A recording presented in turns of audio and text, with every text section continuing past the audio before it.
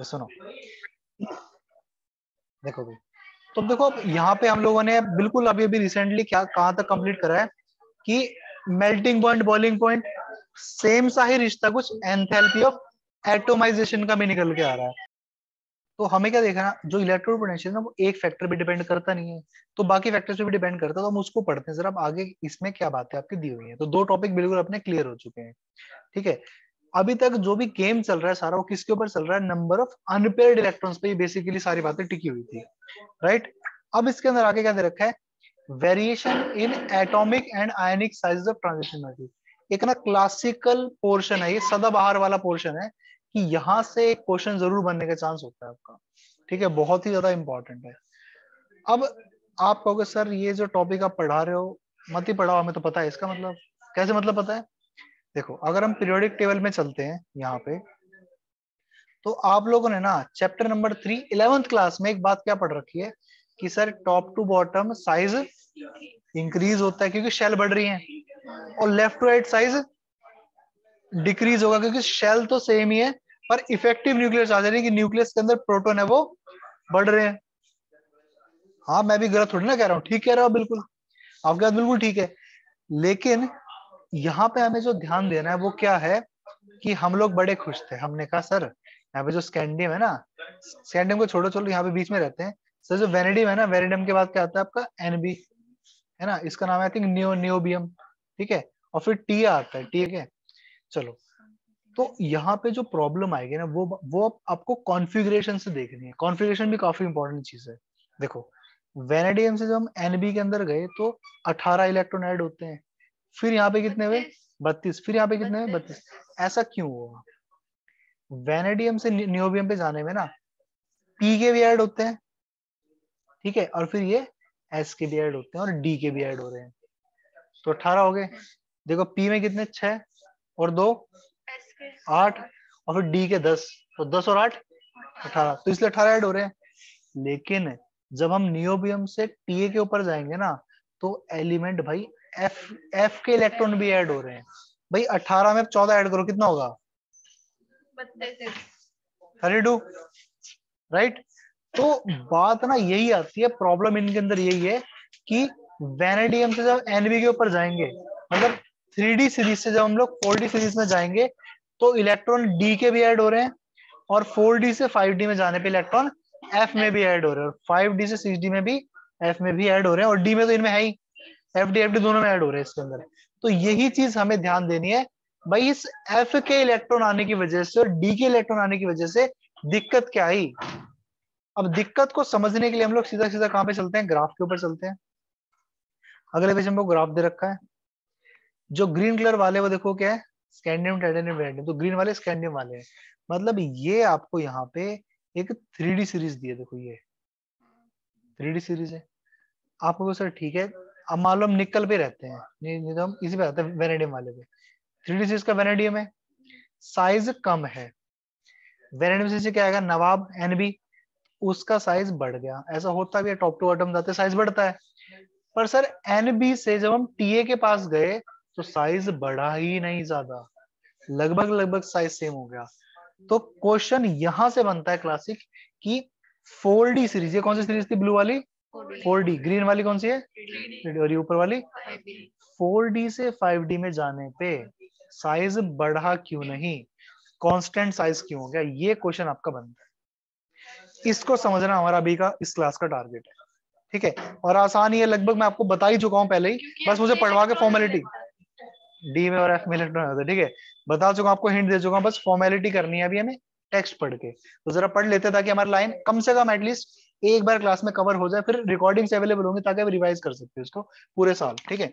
देखो जनरली क्या होगा, जो आयंस है ना सेम चार्ज वाले, वो प्रोग्रेसिव डिक्रीज शो करते हैं रेडियस में, लेफ्ट राइट की बात कर रहे हैं, ठीक है। फिर ऐसा क्यों हो रहा है, न्यू इलेक्ट्रॉन एंटर करते हैं डी ऑर्बिटल के अंदर हर एक बार, और जो न्यूक्लियर चार्ज है वो बढ़ता जाता है।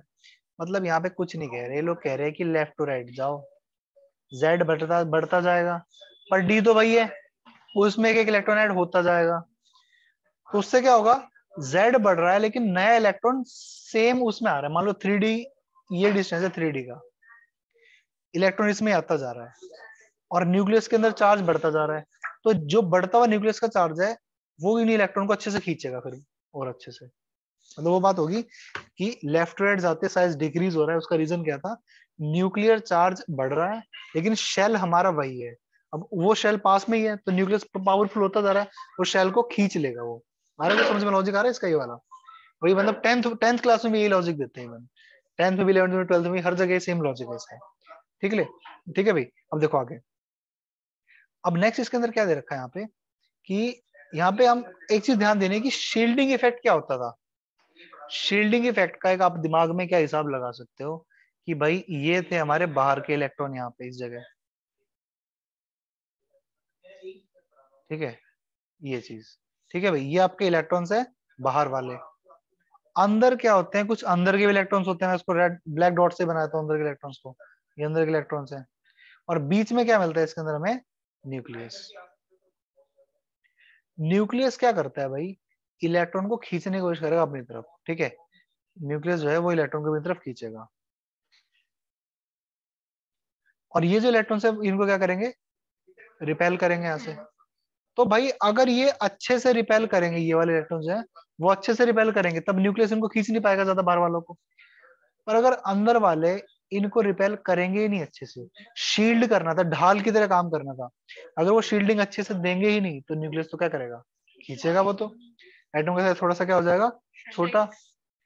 ठीक है, तो ये चीज आपके दिमाग में ऑलरेडी मेरे ख्याल से कंसेप्ट होगा, मैंने बस रिवाइज करवाया है, मैंने नया कुछ नहीं बताया। अब यहाँ पे एनसीईआरटी में जो स्पेशल बातें लिखी है हमें वो पढ़नी है, बिकॉज हम अगर पढ़ रहे हैं तो फिर हमें कुछ ना कुछ खास इसमें मिलेगा जरूर। देखो यहाँ पे क्या ध्यान देना है, record that shielding effect of a D electron, एक डी के इलेक्ट्रॉन का शील्डिंग इफेक्ट उतना इफेक्टिव नहीं होता। क्या ये नई बात है आपके लिए, पता है आपको, ऑलरेडी 11th क्लास में पढ़ रखा है। ठीक है, देखो क्या होता है बेसिकली, एस की शील्डिंग सबसे बेस्ट, पी की गुड, डी की पुअर, एफ की वेरी पुअर, ये ऑर्डर रहता है। तो जो इलेक्ट्रॉन एस का है वो बहुत ही बढ़िया शील्ड करेगा, पी के इलेक्ट्रॉन अच्छा शील्ड करेगा, ये भी कोई दिक्कत नहीं है। पर दिक्कत आती है किसमें, डी और एफ में। डी के इलेक्ट्रॉन पुअर शील्डिंग देते हैं और एफ के इलेक्ट्रॉन तो बहुत ही ज्यादा पुअर शील्डिंग देते हैं, मतलब जो एफ के इलेक्ट्रॉन को रोकने का काम करना था वो रोक नहीं पा रहे हैं और न्यूक्लियस बाहर के इलेक्ट्रॉन को खींच ले रहा है। इस तरह का एक लॉजिक यहाँ पे आपको दिमाग में रखना है, ठीक है। चलो तो मतलब भाई पढ़ रहे हैं, एक बार पढ़ने का मौका मिला तो पढ़ते हैं इसको अच्छे से। देखो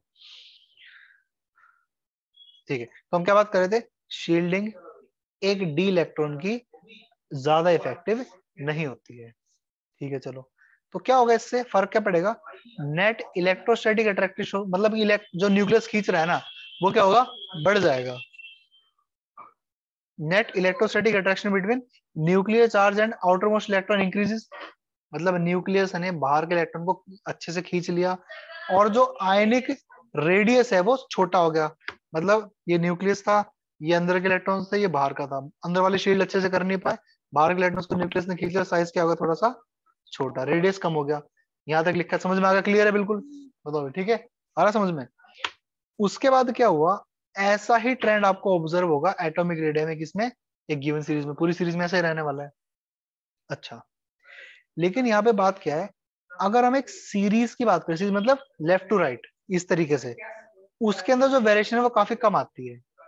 और एक चीज और आप ध्यान दो, यहाँ पे अगले पेज में चलते हैं जरा, देखो यहाँ पे किसमें, स्कैंडियम में साइज बढ़ रहा है, मतलब ज्यादा है, देखो कम हो रहा है साइज। आपको ठीक है, कम ही तो होना चाहिए, लेफ्ट राइट कम होता है साइज, लेकिन भाई बढ़ भी तो गया, इसका भी रीजन हमने को देखना है अभी।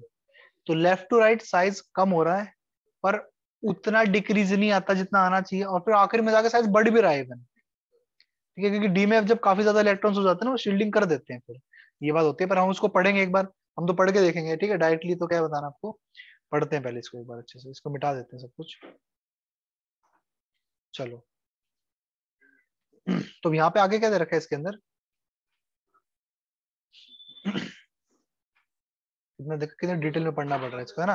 पर वही है, आज ये फर्स्ट टाइम मतलब पहले कर रहे हैं, करके अपना जो है कंप्लीट हो जाएगा, आगे दिक्कत नहीं रहेगी।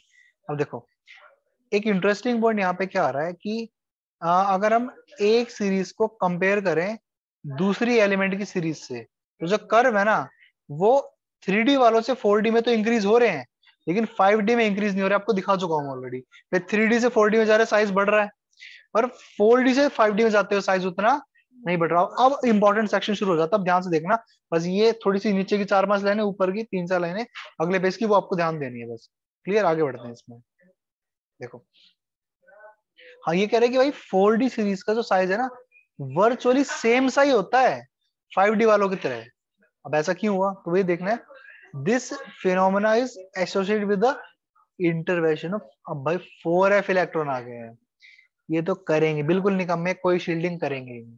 मतलब जब हम लोग, ध्यान से देखना, जब हम लोग इस सीरीज से इस 6 वाली, मतलब इस सीरीज में गए हम लोग, तो यहाँ पे बीच में 4f भरे जा चुके हैं, क्योंकि जिरकोनियम से हाफनियम तक जाते हुए ये पूरे भरे हुए हैं। देखा है ना, लेंथेनम, फिर ये पूरे बने, फिर हम किस में गए, हाफनियम के अंदर। तो जिरकोनियम से हाफनियम पे जब जाएंगे ना, तो f के इलेक्ट्रॉन्स भी अब आ चुके हैं, और ये शील्डिंग करेंगे नहीं। पर न्यूक्लियस में भी तो प्रोटॉन बढ़ चुके हैं, तो न्यूक्लियस में देखो होता क्या है, टॉप टू बन जाते हैं, न्यूक्लियस में प्रोटॉन बढ़े, पर इलेक्ट्रॉन भी तो बहुत ज्यादा आ गए, तो वे शील्डिंग करके वो कंपनसेट हो जाता है, साइज बढ़ जाता है। लेकिन यहाँ पे क्या हुआ, एफ के इलेक्ट्रॉन्स आ गए, और एफ के इलेक्ट्रॉन से शील्डिंग करी ही नहीं।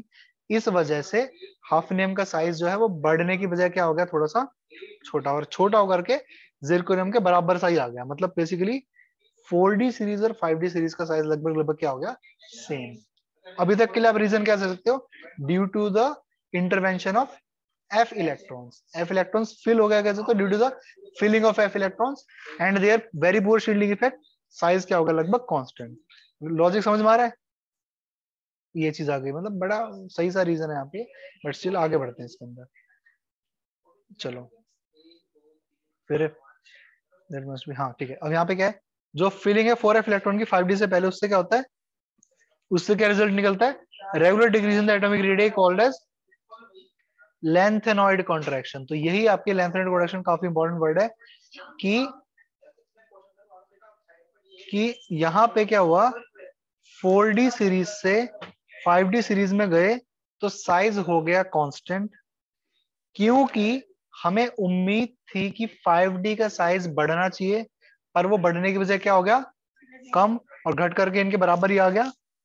इसका रीजन क्या था, लेंथेनॉइड सीरीज। अब हम सिंपली कह सकते हैं, हम एफ इलेक्ट्रॉन का नाम नहीं लेंगे, हम लोग क्या कहेंगे, लेंथेनॉइड सीरीज। और जो कॉन्ट्रैक्शन हुई, साइज बढ़ने की वजह कम हो गया, उस कॉन्ट्रैक्शन को क्या बोल दिया, लेंथेनॉइड कॉन्ट्रैक्शन। आगे लॉजिक समझ में, तो लेंथेनॉइड कॉन्ट्रैक्शन वर्ड बहुत इंपॉर्टेंट है, फेमस वर्ड है, सालों साल से क्वेश्चन पूछे जा रहे हैं हमारे टाइम से भी, और पूछे जाएंगे आगे भी। ठीक है, तो lanthanoid contraction is a very famous word, आपको इसको ध्यान रखना है। बताओ क्लियर है, चलो चलो, which essentially compensates for the expected increase. जो इंक्रीज हमने उम्मीद करी थी वो इंक्रीज हो नहीं पाया, और रीजन कौन है इसका, सिंपली अगर कुछ नहीं आता तो क्या लिख के आ जाओगे, लेंथेनॉइड कॉन्ट्रैक्शन, बस। ठीक है, चलो, तो भैया नेट रिजल्ट क्या निकला, लेंथेनॉइड कॉन्ट्रैक्शन का सेकंड और थर्ड जो है वो सिमिलर रेट, देखो जिरकोनियम का 160 और हाफनियम का, कहाँ पे जिरकोनियम हाफनियम, जिरकोनियम का 160, इसका 159, हल्का सा कमी हो गया, बढ़ना चाहिए था भाई यहाँ तो। रीजन, रीजन क्या दोगे, लेंथेनॉइड कॉन्ट्रैक्शन। चलो ठीक है भाई, और उसके बाद and have very similar physical and chemical properties much more than the expected on the basis of user. तो ये चीज होगी यहाँ पे निकल के आगे। ठीक है भाई, चलो अब यहाँ पे इन्होंने वो बात कर रखी है जो हमें ऑलरेडी पता है, तो हम इसको आराम से कर लेंगे। The factor responsible for length and production क्या होगा, जो ट्रांजिशन हो रही है एट्रीब्यूट टू सिमिलर कोर्स, देखो बेकार शील्डिंग एफ के इलेक्ट्रॉन होगी। What is the reason for lanthanide contraction, what is the reason for lanthanide contraction, बताओ। हाँ, पुअर शील्डिंग होती है, बस वही लिखा है यहाँ पे, पढ़ लेते हैं एक बार, इसको वीडियो पॉज करके पढ़। और देखो इस वाले पैराग्राफ में सिंपली क्या लिखा हुआ था कि जो एफ के इलेक्ट्रॉन्स है ना, उनकी शील्डिंग क्या होती है, डी से भी बेकार होती है। अब जो अगला पैराग्राफ है उसको जरा देख लेते हैं, इंटरेस्टिंग है, छोटा सा है बिल्कुल, इग्नोर नहीं करना। लेकिन मेटेलिक रेडियस कम हो रहा है, लेकिन एटॉमिक मास बढ़ रहा है, प्रोटॉन्स तो बढ़ रहे हैं ना, न्यूट्रॉन्स भी बढ़ रहे हैं, मास ज्यादा, रेडियस यानी कि वॉल्यूम कम। लॉजिक लगाओ, डेंसिटी की बात कर रहे हैं भाई हम लोग, density is equal to mass upon में वॉल्यूम, मास बढ़ रहा है, वॉल्यूम घट रही है, तो अल्टीमेटली डेंसिटी बढ़ेगी। इसलिए क्या रिजल्ट है, increase in the density, colour change कर लेते हैं, increase in the density from of this element, दस टाइटेनियम से कॉपर, यानी कि स्कैंडियम का होता है टाइटेनियम, फिर स्कैंडिनेवियम, vanadium, chromium, manganese, iron, cobalt, निकल, कॉपर, जिंक तो ऐसे लेते नहीं हम लोग। तो टाइटेनियम से कॉपर तक सिग्निफिकेंट इंक्रीज होता है डेंसिटी के अंदर। तो डेंसिटी इंक्रीज होती है, एक ये क्वेश्चन बनेगा। फिर डेंसिटी इंक्रीज क्यों होती है, एक क्वेश्चन ये भी बनेगा। दोनों का आंसर आपको बता दिए। लेफ्ट टू राइट जाएंगे तो क्या हो रहा है, मास तो बढ़ता जा रहा है लेकिन वॉल्यूम घटती जा रही है, इसलिए डेंसिटी बढ़ती जाएगी काफी ज्यादा। ठीक है भाई।